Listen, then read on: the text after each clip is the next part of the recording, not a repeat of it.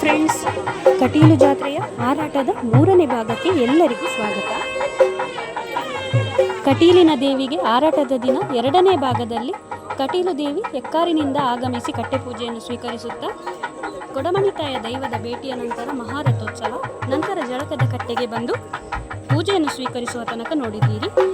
ಈಗ ಅದರ ಮುಂದಿನ ಭಾಗ ದೇವಿ ಜಳಕವನ್ನು ಮುಗಿಸಿದ ನಂತರ ಸೂಟೆದಾರದ ಪಾತ್ರಧಾರಿಗಳು ಕೂಡ ಜಳಕದ ಕಟ್ಟೆಯಲ್ಲಿ ಮಿಂದು ಅಲ್ಲೇ ಹತ್ತಿರದಲ್ಲಿರುವ ರಕ್ತೇಶ್ವರಿ ಗುಡ್ಡವನ್ನು ಸೇರುತ್ತಾರೆ. ಅಲ್ಲಿಗೆ ಈ ರಕ್ತೇಶ್ವರಿ ಗುಡ್ಡದಲ್ಲಿ 3 ಸುತ್ತಿನ ಸೂಟೆದಾರವನ್ನು ಆಡುತ್ತಾರೆ. ಸೂಟೆಯಿಂದ ಬೆಳಕು ಇನ್ನೊಂದು ಸೂಟೆಗೆ ಹರಡುವಾಗ ನೋಡಲಿಕ್ಕೆ ಆ ದೃಶ್ಯ ತುಂಬ ಸುಂದರವಾಗಿ ಕಾಣ್ತದೆ. ನೋಡಿ, ಈಗ ಒಂದು ಜ್ವಾಲೆ ಕಾಣ್ತಾ ಉಂಟು.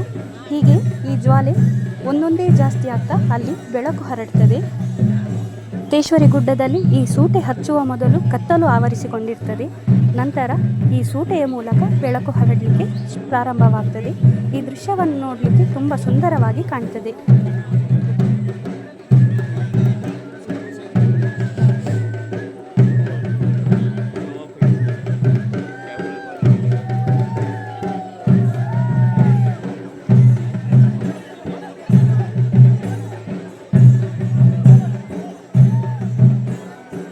ನೋಡಿ, ಸೂಟೆದಾರ ಆಟದ ಮೊದಲನೇ ಸುತ್ತು ಪ್ರಾರಂಭ ಆಯಿತು. ಒಂದು ಪಂಗಡದಿಂದ ಇನ್ನೊಂದು ಪಂಗಡಕ್ಕೆ ಸೂಟೆಗಳನ್ನು ಎಸೆಯಲಿಕ್ಕೆ ಪ್ರಾರಂಭಿಸಿದ್ದಾರೆ.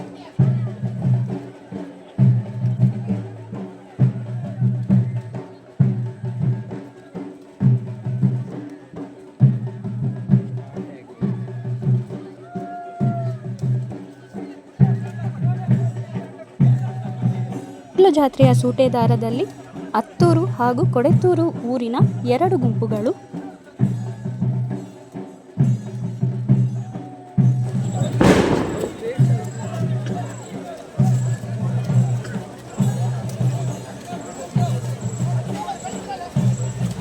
ಸೂಟೆದಾರದ ಕುರಿತಾದ ಬೇರೆಯೇ ಒಂದು ವಿಡಿಯೋವನ್ನು ಸಂಪೂರ್ಣವಾಗಿ ವಿವರಗಳೊಂದಿಗೆ ಹಾಕಿದ್ದೇನೆ.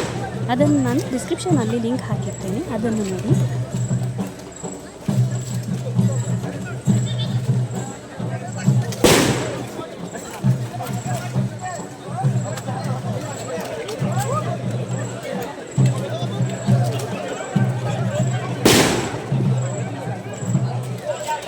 ರಕ್ತೇಶ್ವರಿ ಗುಡ್ಡದಲ್ಲಿ 3 ಸುತ್ತಿನ ಸೂಟೆದಾರದ ಮುಗಿಯಿತು. ಇದನ್ನು ಕಟೀಲಿನ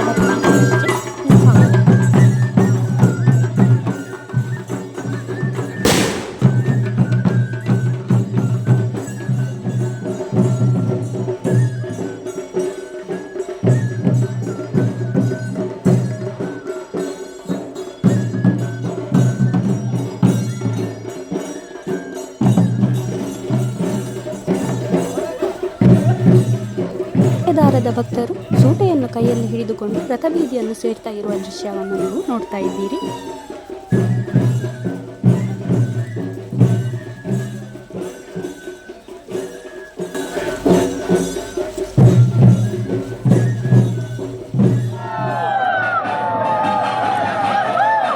ಈ ನೋಡಿ, ಒಂದು ಕಡೆ ಕೊಡೆತ್ತೂರು, ಮತ್ತೊಂದು ಕಡೆ ಅತ್ತೂರು ಗ್ರಾಮದ 2 ಗುಂಪುಗಳ ಸೂಟೆದಾರವನ್ನು ಆಟ ಪ್ರಾರಂಭಿಸಲು ನಿಂತಿದ್ದಾರೆ.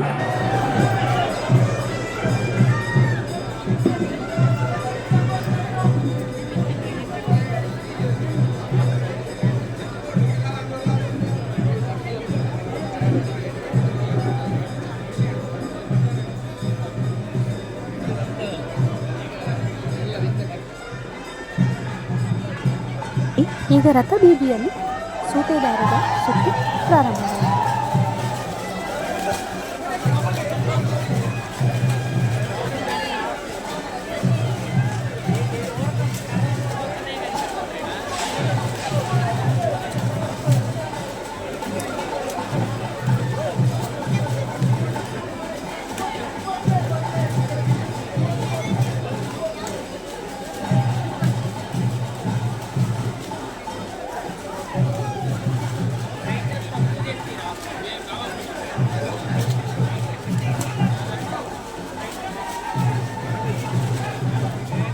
ಒಂದು ಸುತ್ತಿನ ಆಟವನ್ನು ನಿಲ್ಲಿಸಿ ಈಗ 2ನೇ ಸುತ್ತಿನ ಆಟಕ್ಕೆ ಅನುಮತಿಯನ್ನು ನೀಡ್ತಾ ಇದ್ದಾರೆ. ಈಗ 2ನೇ ಸುತ್ತಿನ ಆಟ ಕೂಡ ಪ್ರಾರಂಭ ಆಗಿದೆ.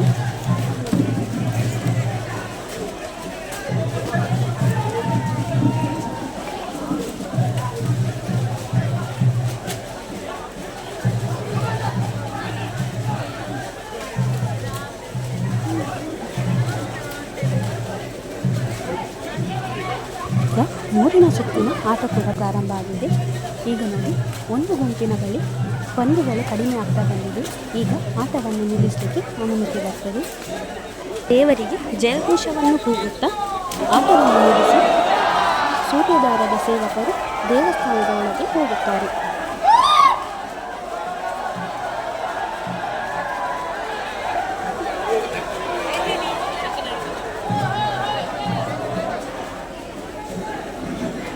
ಹೀಗೆ ಎಲ್ಲರೂ ದೇವಸ್ಥಾನದ ಒಳಗೆ ಹೋಗುವ ಮುನ್ನ ಉಳಿದ ಸೂಟೆಗಳನ್ನು ಒಟ್ಟು ಮಾಡಿ 4 ರಾಶಿ ಮಾಡಿ ಬೆಂಕಿಯನ್ನು ಹಾಕುತ್ತಾರೆ.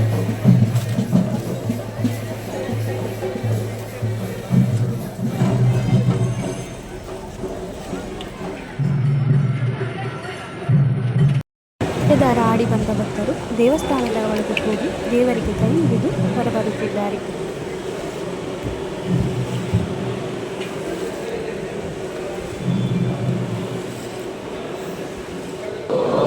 ಇನ್ನು ದೇವಿ ಹಾಗೂ ದೈವದ ಭೇಟಿ ಆಗ್ತದೆ.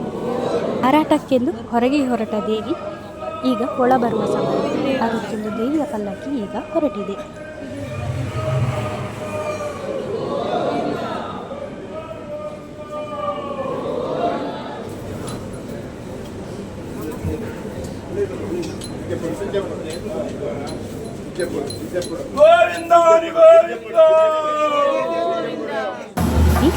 ದೇವಿಯು ಪಲ್ಲಕ್ಕಿಯಲ್ಲಿ ವಿರಾಜಮಾನವಾಗಿ ದೇವಸ್ಥಾನವನ್ನು ಪ್ರವೇಶಿಸುತ್ತಿದ್ದಾಳೆ.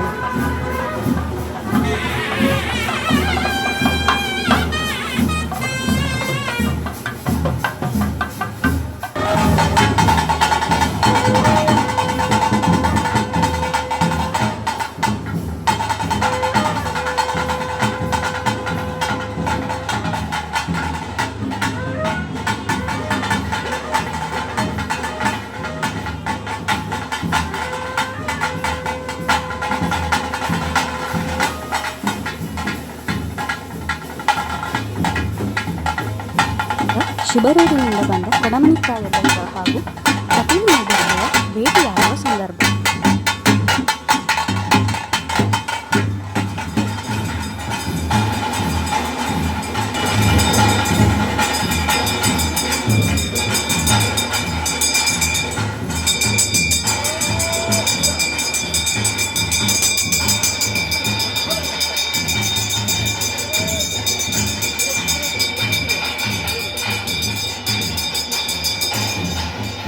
ಕೊಡಮನಿತಾಯ ದೈವ ದೇವಳವನ್ನು ಪ್ರವೇಶಿಸಿದ